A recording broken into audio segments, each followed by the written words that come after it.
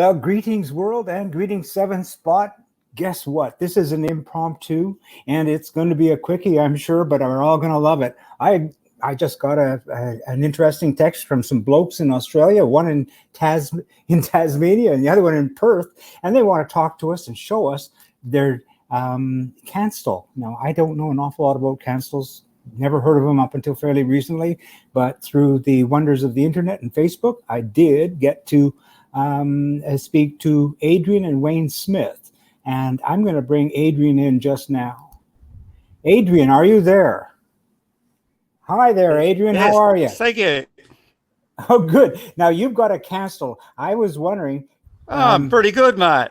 That's wonderful. Listen, you've got a Canstel, and all I know about them is they're a Clubman, and they're a little bit different. They're body on frame. Is that correct?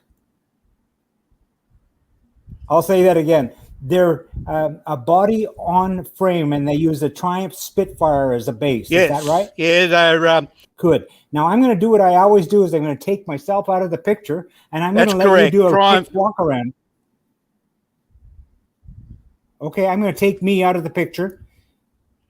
Okay, Wayne, Adrian, was there any possibility you can rotate your phone sideways so it's laying on the horizontal plane? That way we'll turn your phone sideways. Can you do that? That's better. Now we see the whole frame.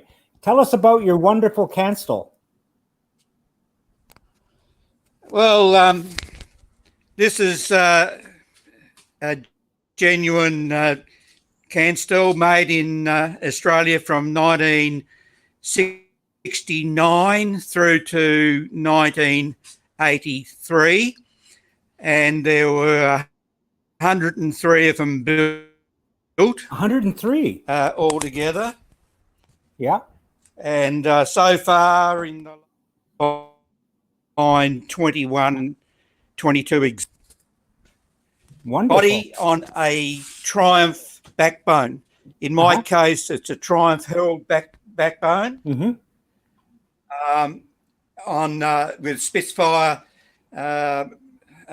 front suspension, genuine independent suspension out of the Triumph Herald, slightly modified, and it runs a 1600 cross-flow Ford Kent 4-cylinder engine. Oh, I see. Now, the rear suspension, does it have that transverse leaf independent suspension still? Yes, still independent suspension. The guys, Graham Steele, developed a way of shifting the weight or transferring the weight so they didn't throw a leg out of bed, I call it, or cock a leg out when they get airborne. We're all famous. We're all familiar with that. Yeah. Yeah, a habit of doing that. So it's got a pulley system that avoids that. Oh, that's interesting. A pulley system. Yeah, I read a little bit about it, but I don't know exactly how that works. I'm going to have to research with you to find out more about it, because I've got other friends who are doing a low cost conversion of a Spitfire, so I'm sure that they would love to find out how that does work. Yeah, well, you'll find all that information and some pictures and all the chassis work diagrams and everything are on our Facebook page. Yes. On the group page, you'll find everything there that you need. Good. For that. Yeah, I'm looking forward to that, and I've already posted one invitation on 7 Spot to come over and have a look, and I'm sure there'll be plenty of people coming down to have a look. Ooh, doesn't that look lovely? That's nice and clean. Lovely. So that's bored out now. It's phase 2 and a bit, I suppose. Yeah. It's bored out 1725. We've knocked it back to about 10-1 on the compression. It's running 1300 wedge pistons and 1300 wedge head. Pair of 40 mil Delortos there. Yeah. And stage 3 in the cam, all the work on the bottom end is still the same. So that's all stage 4. That's absolutely phenomenal. Look at that.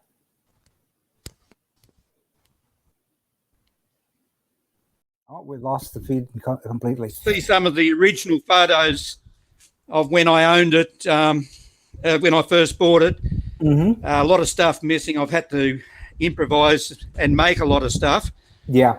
And this is how the group came all about. When I got this car, I didn't know anything about it. And you couldn't see anything about it on the internet. There was nothing. Yes.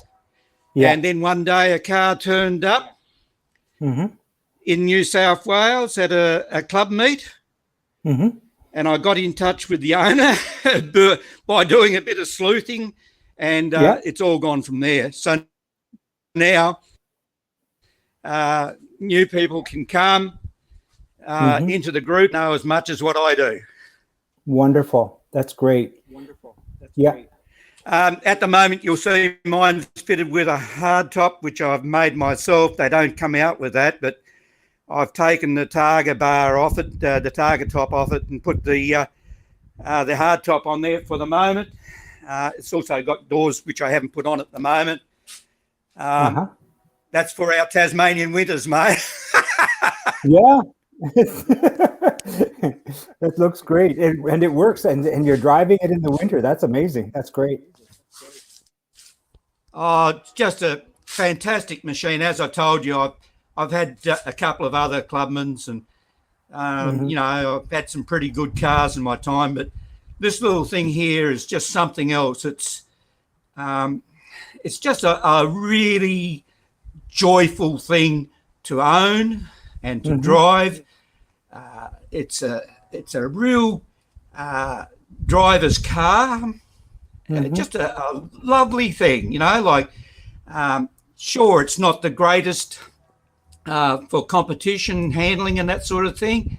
Yeah. But you know, for a car on the road, just to really, really love the driving spirit, this is it. Well, I've always said that's exactly what it's all about. It's really just about the story that the cars help you tell. And clearly, you love your car. It's a wonderful story. Yeah. Yeah. Like everything about it, like these wheels were handmade for me in Holland. It's been a lot of time, a lot of effort put in to the little car, you know, and I'm only just a do-it-yourself man, you know. So am I. And we all like to tinker. Yeah, and it's just a sheer joy to me, mate. Yeah. Well, and the group itself, the Canstel group, it's a part of life, and I'm just absolutely thrilled that this little car has been resurrected. Well, I'm happy with whatever little part that we can do to help spread the word, because I did not realize that there were so many of them produced. I thought, in reading the literature that I saw online, I thought that the production was about 30 or 40 cars, and that was it. But you say it's over 100. Yeah. Wow, that's actually quite. Yes, I personally know of 103. Wow. There were others. There were others, and they both companies did make lightweight models for competition, not for the road. Yes, I've seen some that are going at pace. They're having a good time.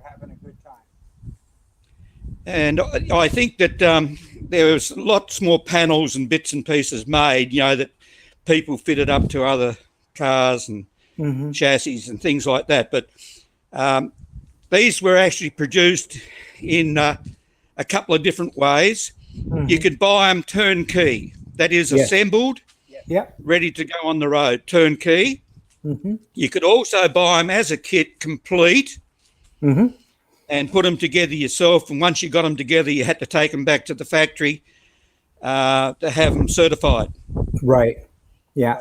And then you could buy parts thereof. Yeah. And put them together yourself. So, yeah. So I only relate to are the ones that I know that came out of the factory as complete cars. I see. Yeah. Well, mate, this has been an adventure. We just decided to go live 10 minutes ago, and you said go for it. You said something to the effect of I'm as ready as I'm ever going to be, so go for it. So here we are. All I can say is thank you. First off, how are you, mate? This is the first time we've actually had to chat ever, but I think we're going to do it again. All right. Well, you know, I really enjoyed this, mate, and thank you very much. All right. Well, I'm going to say on behalf of everybody here at Seven Spot, I'm going to say thank you so much. And I'm going to wish you a very good day because it's almost time for your lunch. So I'm going to say cheers, mate, and we'll talk to you soon. How's that? Okay. Have a good day, mate. All right. Cheers. Bye now. Bye. Bye.